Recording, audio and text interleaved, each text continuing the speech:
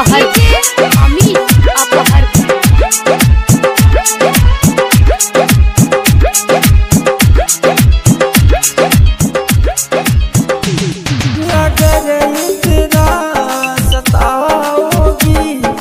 बाद में तुम पछताओगी, बाद में तुम पछताओगी।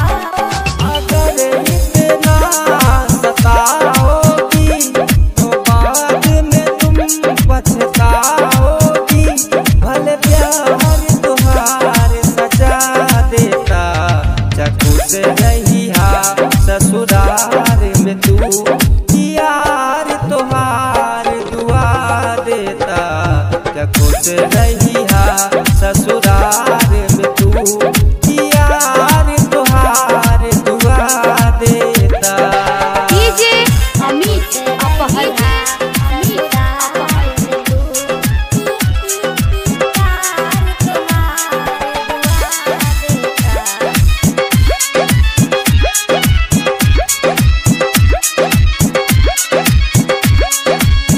कैसी मोहब्बत कैसा ये वादा, हो गई बदनाम हो,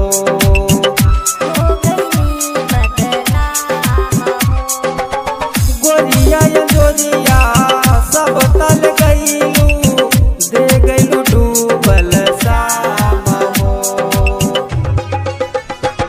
रुलानी हो तो रो लेंगे, काफी ढोलेंगे, गलती कईनी मजा देता, चाकू से रही ससुराल में तू, यार तोहार दुआ देता, चाकू से रही ससुराल